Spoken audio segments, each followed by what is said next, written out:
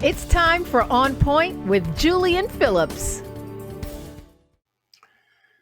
Remember when you were a kid and you woke up out of a bad nightmare, but you got relieved because you realized it was a nightmare, and so it wasn't reality, as it were. It was just like kind of all in your mind. Um, but we're kind of like in a nightmare now that we actually haven't woken up out of, where people are living in either alternate realities, or they're ignorant, or they're actually really what they are, but they're trying to mask it. I don't know if any of you remember recently there was a news article, or actually news video, on a sportscaster who was caught on mic, and it was a girls' basketball game. One team was kneeling, and he had all these racial slurs that he was saying, and blah blah blah blah blah blah. I mean, he was really going off. But then his excuse was, oh, well, I have diabetes, and either he didn't take his medication, and because of that, the insulin levels or whatever, caused him to say things he normally wouldn't say. Really? I mean, so you're saying you expect us to believe that? There's no science that corroborates anything that you're saying. So what we're having here now is some people that can say whatever they want to say, and just like our former president will come up with an excuse and expect people to believe this. This is crazy. Well, here we have another situation, a sitting U.S. senator that spews all of these racist comments at how the insurrectionists, the rioters at the nation's capital on January 6th were patriots. He had no fear of them. But had they been Black Lives Matter or Antifah protesters or insurrectionists, he would be scared. Now, he doesn't think anything that he said was racist or anything was wrong with that. Is Ron Johnson out of his mind? Is he actually living in an alternative reality? Or does he think he can really just say what he wants and come out with an excuse or whatever and expect people to believe this? Where are we now? I need some help with this. And the only person that I know that can really give me any kind of explanation or that can explain this and sort it out is Eric Ham. He joins us once again. Eric, how are you? Welcome back. I'm good, buddy. Good to be here. Yes, Liz and I have been pining for you, and you arrived. And just at the right time, because look, I can't explain this. Look, Ron Johnson, U.S. Senator. He's not a young man. He's not an old man. We don't know his mental state, but something ain't right here. Talk to me. What's going on? Actually, Julian, we do know his mental state. We know he's a racist. And look, when he made those comments, he was very clear. He said, I might get in trouble for saying this, but he said it anyway, knowing that there was something deeply problematic about what he said. And what it goes to is clearly this issue of otherism, and then the fact that white people have, at least in his mind, have greater leeway and latitude to get away with breaking the law, implementing a coup, killing people, including police officers, and that's okay.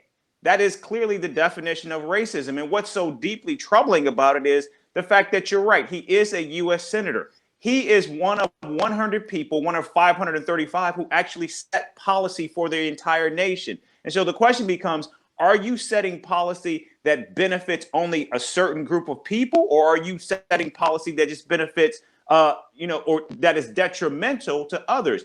And this comes as just yesterday we learned 8 people killed, 6 Asian Americans. We do know that the hate crimes against Asian Americans is up 150% over the last year, Julia. And this comes as hate crimes overall are down. And many of the victims are saying, what comes before the attack is people saying something about their heritage, about their race. And many attribute it to language that was used by the former president and his followers. And now we see Ron Johnson continuing to double down on this idea that it is okay, and that it is okay for white supremacy and white supremacists to continue to terrorize and continue to kill and steal from other people. Okay, so my question to you, Eric, is how deep do you think this is? Because we have a situation here. I think the last election bore this out. Sans 74, 75 million people. But we see the Republican Party is losing ground. They lost the presidency legitimately. They basically lost the House and of course the Senate. Now, they did gain some seats in the House, but primarily we know that more than likely will go to the wayside come 2022. They're losing ground.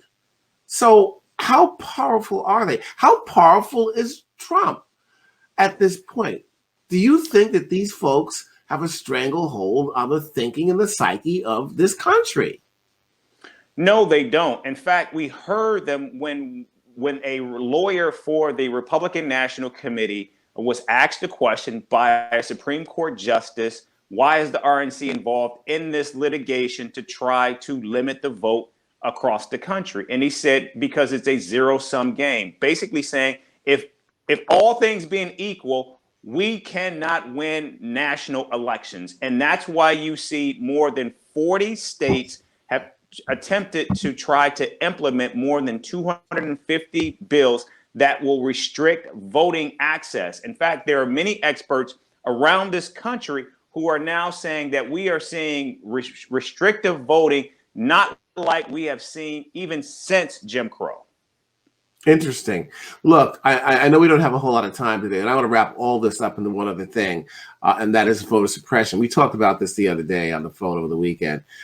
You've got, I'm not fudging the numbers here. I think it's pretty much 250 bills in about 43 states right now that have put language in place to suppress the vote, even where you did in some states where there are not a whole lot of black people that live, but they're trying to change the language. Now, I think I remember one lawmaker said, and you may know who this is specifically, I don't recall at this point, they said, well, look, we didn't find any problems or fraud in the last election necessarily, but we're just trying to put, things in place to make sure that nothing happens down the road. Really? Eric, come on. That makes no sense to me. No, you're right. In fact, Julian, again, going back to history, there is a history in this country of lawmakers implementing legislation that would restrict voting of people of color, knowing that they would also eliminate some of their own people from voting. In fact, in Georgia, where Georgia is seen as like ground zero for many of these voter restrictive bills, one of the biggest constituents of actual absentee voting are white people. And so they recognize that with this, they're going to lose some of their own. And I think this is where Republicans are going, because clearly what we are seeing is, as you've already mentioned, people voting Republican, that number continues to rapidly dwindle. And as a result, the Republican Party is attempting to do more to restrict voting access instead of making it easier for people to go to the polls and vote. All right. I think the good news here, though, Eric, is, and I correct me if I'm wrong on this, I believe in the state of Georgia, I think some officials have already come up against bills there to restrict voting, basically saying that they would not adhere to any new rules or whatever, or no, these bills would really not come into fruition to restrict voting there. If that's the case, that's a good sign. I could be wrong, but I don't see any of these bills really, gaining any teeth majority-wise in this country. If that's the case, and if you agree with that hypothesis, I don't know if you do. We agree most of the time, but not all the time. But the bottom line is, where are we going now? What if you were to, just look into your crystal ball here? Where are we going as a country when we still have these kind of people that are raising their ugly heads? What do you see in the future for this country when it comes to human rights, when it comes to race relationships and those kinds of things? What do you see? Let me preface your answer with 2 points, and then I'll come to your answer. Let's take Iowa. If you go all the way back to the Democratic primary in 2020, Iowa was a hot mess. They got it all wrong. I mean, and we waited for hours, days before we got results. And that showed just how bad it was. Clearly, they worked all of the kinks out in time for the general election. And what did we see? They finally got it right. Things worked very well in the general, but Iowa still managed to pass some of the most restrictive voting rights legislation the nation has seen. In addition to that, in Georgia, again, which is seen as ground zero, we know that Biden won Georgia by over 12,000 votes. Well, based on the laws that they are now trying to pass in Georgia, that would have eliminated 48,000 votes in that state, which would have possibly given the state to Donald Trump. So clearly, these laws can and will have impact in terms of their ability to restrict voting. Now, with all of that being said, Julian, I think what we're seeing now is this is not an issue of Democrats versus Republicans. This is an issue of democracy versus autocracy. Is this still going to be a democratic nation, or is this going to be something else? And I think that's what we're seeing play out right now. And the question is, what side do people stand on, and what type of government do we want? You know, I remember Jim Brown saying something years ago, was always quoted by some comedians. He said, "What you gonna do? What you gonna do?" Yeah, what are we gonna do in this country, Eric? I don't know. But you always have given us great insight. I know you got to run. Maybe we can talk next week. There's a lot going on. You know, what a difference a day makes, what a difference an hour makes when it comes to politics and insurrection and drama and intrigue here in the good old United States. But this was a great discussion, and thank you for giving us some insight, shedding some insight into these issues. And either we'll talk to you next week or, very soon. Sounds good. Thanks, buddy. Got it. So the question is, what are we going to do? What are we going to do as a nation? I think that there's plenty of hope, just in the fact of the mere numbers, and the numbers suggest that those who still want to hold on to their racist ideas, those who want to hold on to their ignorance and believe that the country is just made for them, and all these things are in the minority. And my father said some time ago, he's from Cairo, Illinois, in a very racist town, a little small backwoods town on the southernmost tip of Illinois, where the Ohio and the Mississippi rivers meet. He said, some of those people just going to have to die out. And maybe that's the case.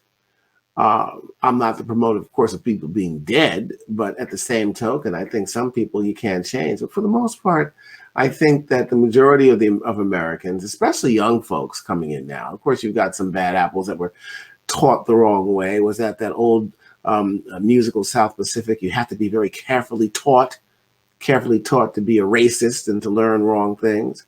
However, you wouldn't know your own name if your mother didn't tell you. So some people are still being taught some wrong things. But I think overall, we as a nation, we as a world, are moving in the right direction. Progress is slow. Righteousness sometimes comes slow, and it usually always comes out at a price. But in the end, righteousness and good progress always wins out. I'm sure a lot's going to happen between now and next week. So just chew on that for now for On Point, and we'll see you next week.